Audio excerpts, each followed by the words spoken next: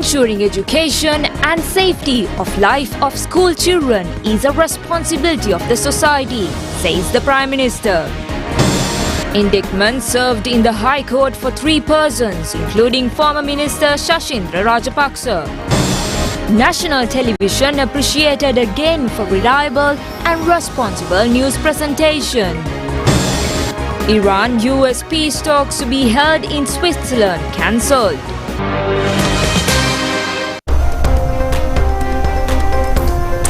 On to those and other stories in detail now, and starting on with the top story. The Ministry of Finance, Policy Planning and Economic Development says that a new gazette notification has been issued to prevent the attempt to send foreign exchange to other countries by certain parties in the guise of import and export of goods through registered fake companies. Deputy Minister Dr. Anujanta Fernando says that accordingly process of export and imports is now underway following a proper system. Deputy Minister of Finance Dr. Anil Jayanta Fernando stated that during the previous parliamentary session, the Ministry of Public Security has revealed that certain companies in Sri Lanka were strategically registering businesses, entities appointing boards of directors under various false names and operating records to smuggle dollars out of the country in some manner. He added that there were other issues such as narcotics behind those records. Accordingly, he mentioned that the regulations currently applicable to this matter was Regulating Number 1739/3 issued on January 2, 2012. He further stated that this regulation would be amended and modified along with a new regulation requiring the submission of new information. Consequently, he explained that when any individual remitted money through banks for an import transaction, specifically when sending advance payment, every bank would be required to obtain a specific designated identification number for each imported transaction.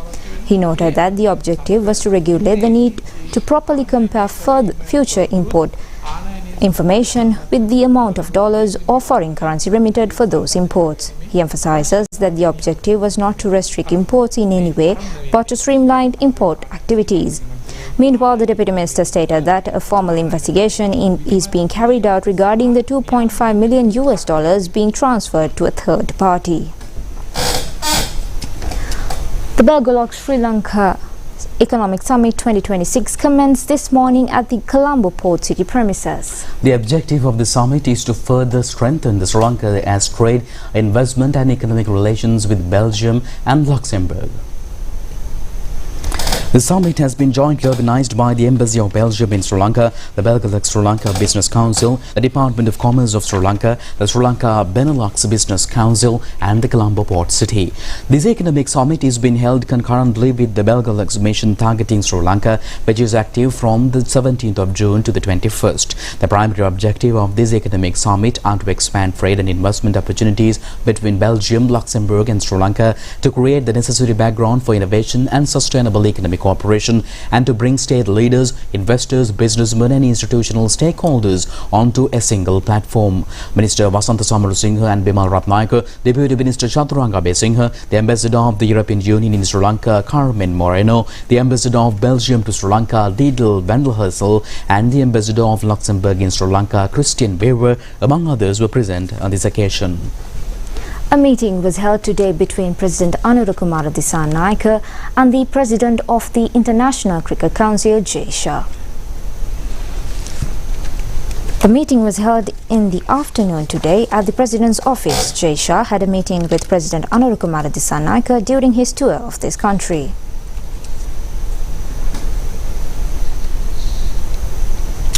And meanwhile, Prime Minister Dr. Hari Amarasuriya pointed out that it is the overall responsibility of the society to ensure the education and life safety of school children. The Prime Minister made these remarks joining the occasion to lay the foundation stone for the 2-story new building of Walaswava Gunapala Malalasekara Model School, Mahava, today. The school, which was started adjacent to a vihara in 1936, was later converted into a government school, but it was closed down in 2004 due to various reasons. After recommencing later, there are about 1,300 students in the school by now. The 2-story new building, to be constructed at a cost of 37.6 million rupees, includes 6 classrooms and an office. Construction work is expected to be completed within this year. Prime Minister Dr. Harun Amarasuri stated that everyone knew they were making all plans with the expectation of bringing about a transformative change in education. She emphasized that it was not just for the syllabus. The need to develop human resources and infrastructure within education, open up the required new world for children and create a feeling that the opportunities within that new world were open to all children without any discrimination. She further mentioned that if a child had a dream, they needed to build the necessary background and confidence for them to pursue that dream, adding that this was the purpose behind everything that we are doing. Additionally, she stated that they are expecting to move forward with many changes and transformations in the future. She noted that they intended to introduce digitalization to make their work in education easier, introduce new subjects, strengthen teaching training further, and increase opportunities for children. Characterizing it as a single and a struggle, she mentioned that everyone knew nothing was achieved easily, but asserts that if they could work hard now, they could build a future for their children without any fear for the future. The Prime Minister also laid the foundation stone for the new two-storied building at Mahulpota Mahavihar Vidyalaya Polpitigama yesterday. A sum of 45 million rupees was spent for this purpose and it will be handed over to students in January the next year.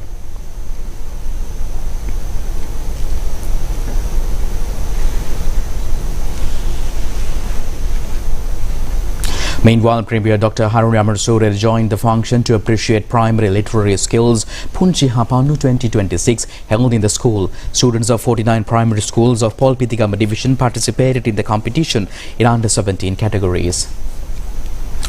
And meanwhile, former Minister Suchindra Rajapaksa and two others were indicted before the Colombo High Courts today. This was in connection with corruption charges. In the indictment presented by the Commission to investigate allegations of bribery or corruption, Sepalika Saman Kumari and Kirti Bandara Kotagama have been named as the other co-accused. 10 charges have been filed against these accused, while the number of witnesses named is 30 and 38 documents have been produced as evidence materials. The Colombo Magistrates Court today ordered that a complaint filed by the Bribery Commission against Member of Parliament Chamara Sampada Sanaika be recalled on the 3rd of November. This complaint has been filed in connection with the corruption charge. The case was called today before Colombo Chief Magistrate Asanka Isbodaragama. 3 individuals were arrested for a forged preparation and possession of official seals of the Colombo Chief Magistrate, and government institutions were remanded until the 3rd of July. This was by order of the Colombo Chief Magistrates Court. The suspect had been arrested by the Criminal Investigation Department.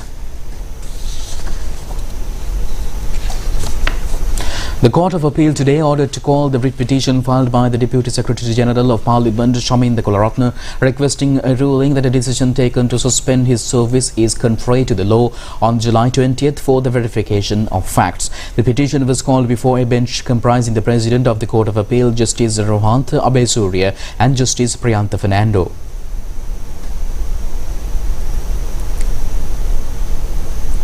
The Colombo Magistrates Court today ordered former Member of Parliament Sachin Vasgunawardena to make his request for an order to temporarily relax the foreign travel ban imposed by the court by submitting proper affidavits to the court. This was when a motion filed by him was called before Colombo Magistrate Asanka Isbodaragama today.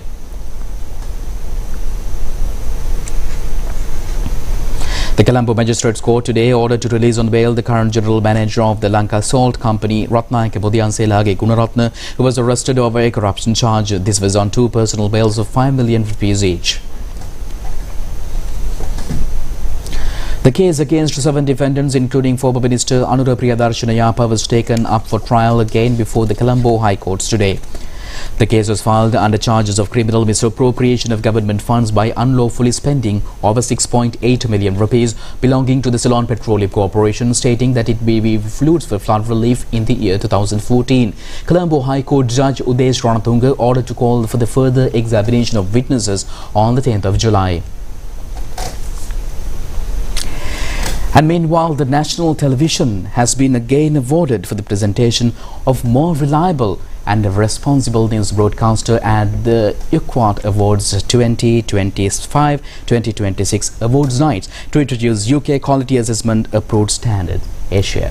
Sri Lanka Rupavahini Corporation was facilitated with 6 Excellence Awards.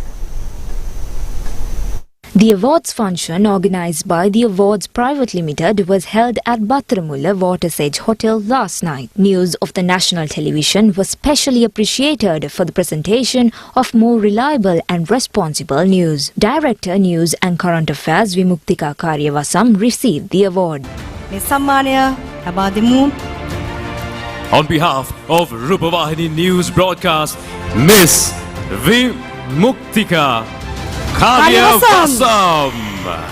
विमुक्तिका Karyavasam महत्मयाई मेम सम्माने पिदुम लबाने विश्वसनीय प्रवृत्ति जनताව වෙත ඉදිරිපත් කිරීම වෙනුවෙන් ඇයගේ වසර ගණනක මාධ්‍ය ශ්‍රේෂ්ඨයේ අධ්‍යක්ෂින් සමග ඇය මේ මාධ්‍ය ශ්‍රේෂ්ඨයට කැපකිරීමක් කරපු මාධ්‍ය වේදිනියක්. ඉතින් අපි ඇයට ගෞරව පූර්වකව මේ සම්මානය පිරිනමනවා ජාතික රූපවාහිනිය වෙනුවෙන්.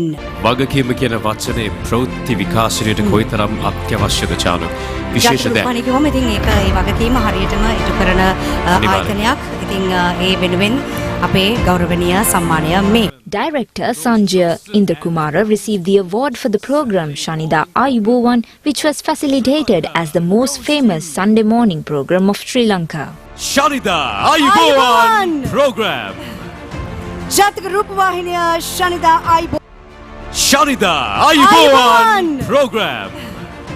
ජාතික රූපවාහිනිය ශනිදා අයිබෝවන් වැඩසටහන අපේ හදවතේ හැමදාම තැන්පත් වෙන ශනිදා උදෑසන වැඩසටහන බවට පත් වෙනවා. ඉතින් සංජය ඉන්ද්‍රකුමාර මැතිතුමන් අපි බොහොම ගෞරවයෙන් මේ මොහොතේ වේදිකාවට පිළිගන්නේ. Mr. Sanjay Indrakumara, the driving force behind the show. Nanamira Grade 5 Scholarship Series of programs of the national television was facilitated as the educational program dedicated to the public and reserved for the children's education without any commercial objective. Director of the program and Assistant Director Devika Kumarasinghe received the award for the program. Devika Kumarasinghe මහත්මිය වෙතයි මේ සම්මානය අප පුද කර දෙන්නේ. Sukhana program of the national television was awarded the most popular television program, enlightening the public regarding the usage of motor mechanism and industry. Tarangi Atureliya, Assistant Director and Director of the program, received the award. සුඛානම වැඩසටහන තරංගී අතුරලිය මහත්මිය ඔබතුමියයි මේ සම්මානයෙන් පිදුම් ලබන්නේ. Rata program became the most popular magazine program which promotes small and medium-scale professionals and new creators. Director of the program, Viraj Dharmadasa, received the award. අපේ මාධ්‍ය සහෘදීන් ඒ අය අපිත් එක්ක හැමදාම ආදරෙන් Mr. Viraj Dharmadasa, on behalf of the Rata program, can we have you once again on stage, sir? The award for the most popular agricultural television program was badged by Run Arunella program of the national television for the promotion of local agriculture and horticulture. Sankar Niroshan received the award. And the award goes to Arunella, Run Arunella වැඩසටහන සංකර් නිරෝෂණ මහතාටයි මේ ගෞරවනීය ඇරියුම. Vinita Karunaratna, a former employee of SLRC and also the producer of Alaka Mandava program, received the Lifetime Award on this occasion. In a special feature, it has become the only awards festival to be held in Sri Lanka by an international quality testing institution. UK Quality Assignment Approved Standard was introduced by Managing Director of Tea Brand Private Limited, Dr. Thiroshan U. Palikadarachi. Over the decades, the Sri Lanka Rupavahini Corporation has been successful and established the fact that being a responsible broadcaster, and these awards and accolades confirm once again the responsibility towards the nation. With that, we'll be going for a mid-break. We'll be coming back with more local stories. Love rugby. Live rugby. Prima Kotumi. Fun Tamari.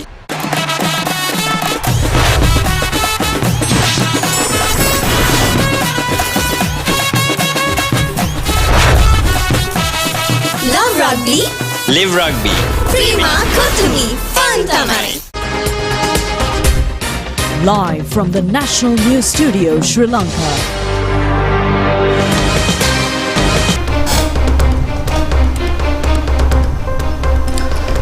Welcome back with more local stories.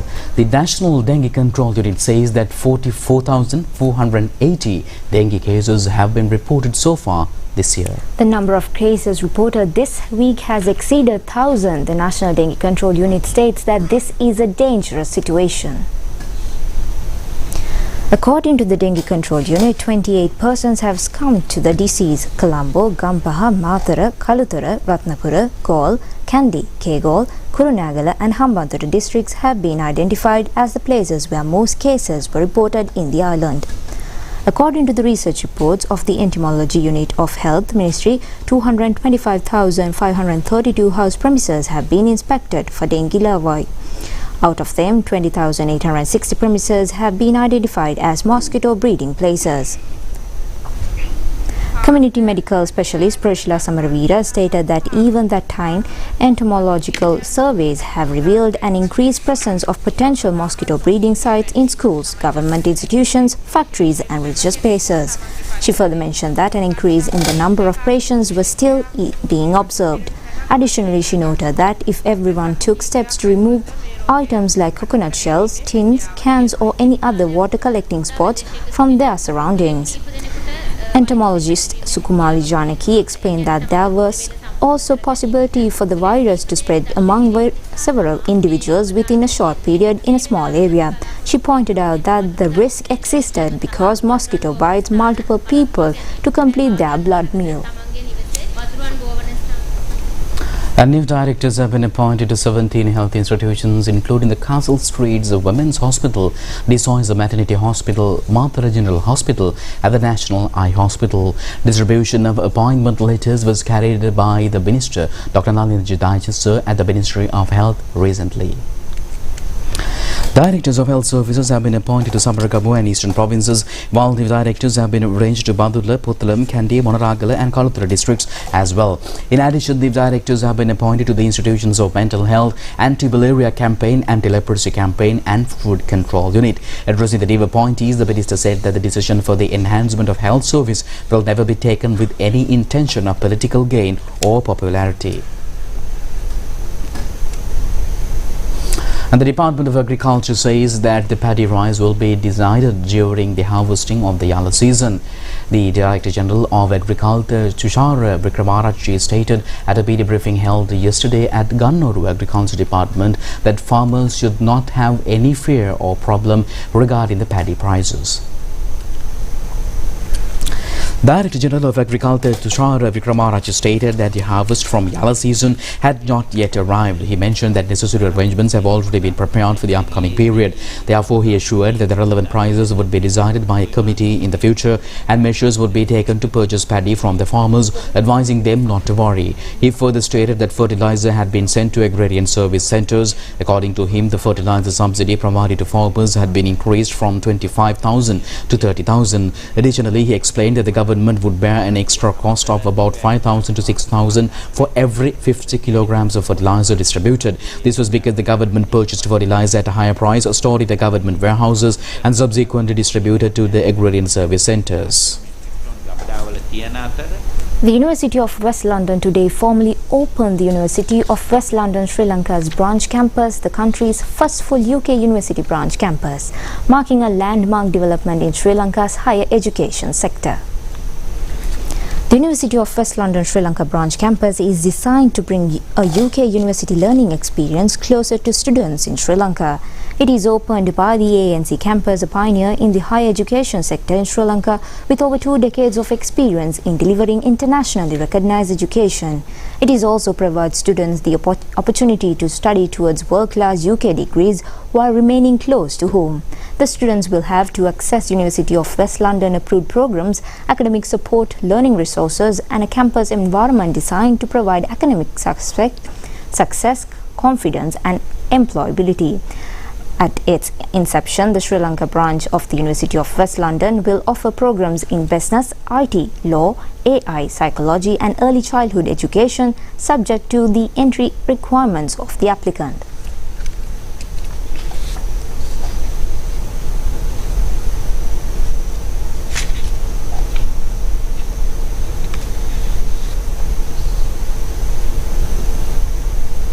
A captivating photographic exhibition showcasing the deep bilateral ties between Sri Lanka and Italy was opened in Colombo recently. Titled Rhythms of the Island, Sandrina and Sri Lanka, this event marks the historic 75th anniversary of the establishment of the Italian Embassy in Colombo, organized by the Embassy of Italy for Sri Lanka and the Maldives, and the exhibition was held at the Radical Gallery.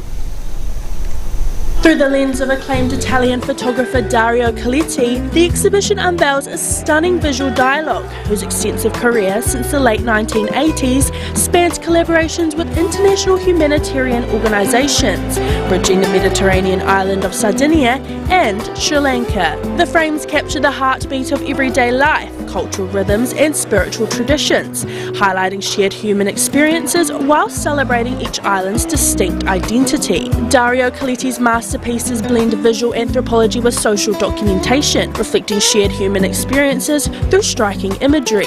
The exhibition was held from 10th till 17th of June. The initiative drew a large number of art enthusiasts. The grand opening ceremony was attended by a distinguished gathering of international diplomats, including Italian Ambassador Damiano Frankovic, Turkish Ambassador Semih Lütfü and European Union Ambassador Carmen Moreno. Also in attendance were United Nations Resident Coordinator Marc-André Franch, alongside diplomatic representatives from France, Germany and Switzerland. The former Sri Lankan Ambassador to Turkey, Hasanti Dissanayake, was also present among the dignitaries.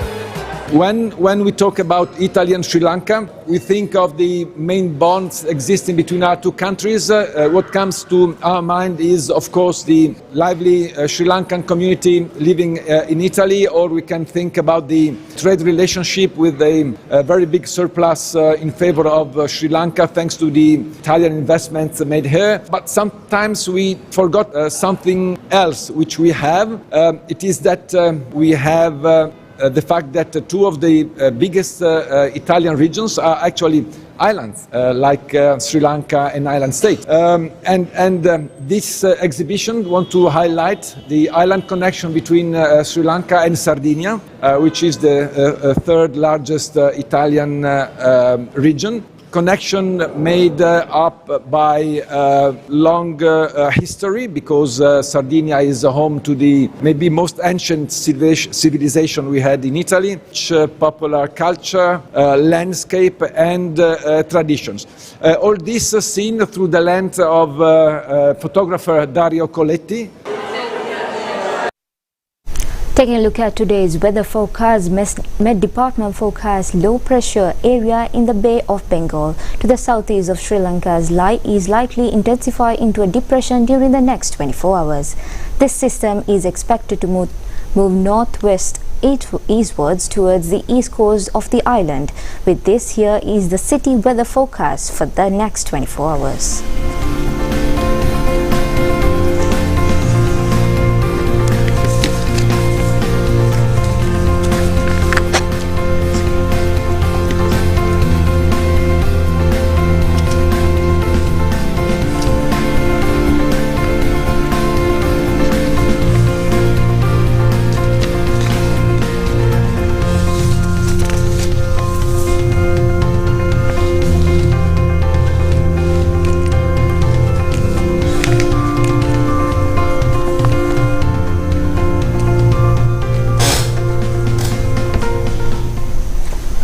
Stay tuned with international stories after this break.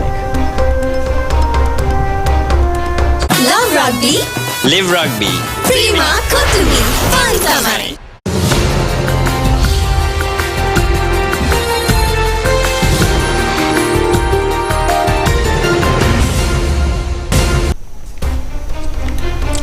Welcome back with your international updates. The peace talks scheduled to be held in Switzerland between America and Iran have been abruptly cancelled. As a result, it is reported that severe uncertainty has arisen regarding the time frame for reaching a permanent peace agreement between the two countries. The Swiss Foreign Ministry has officially confirmed the cancellation of this meeting, which was scheduled to be attended by diplomats from both countries. The main reason for postponing the talks was an announcement that American Vice President J.D. Vance and Chief Iranian negotiator Mohammad Bagher would not be attending this meeting.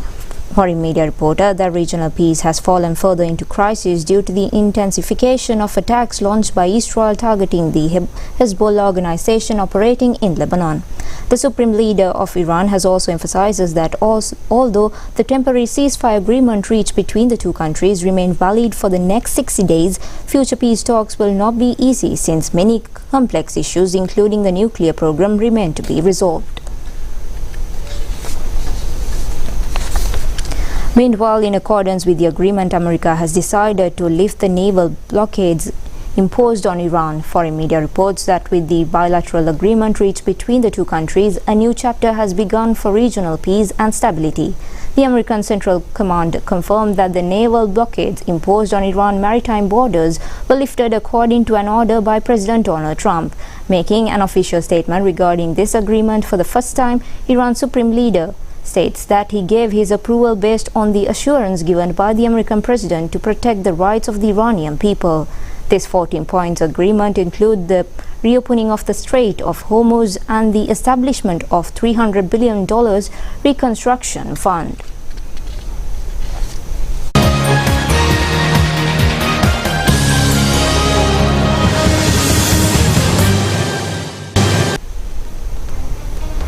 Taking a look at sports update, Sri Lanka A team today won the match by 103 runs against Afghanistan A in the Triangular 1 cricket tournament.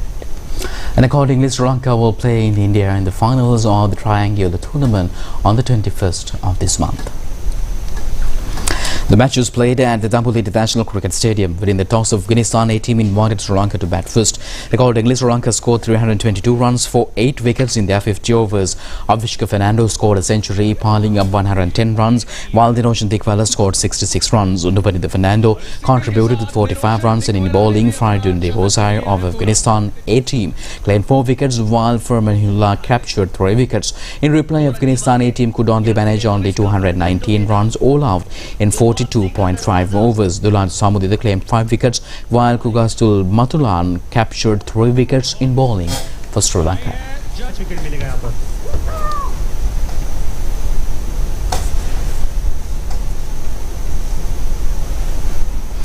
And with that, we conclude the prestigious news broadcast of the 9 p.m. news telecast of Channel Live. Stay tuned for the latest update tomorrow.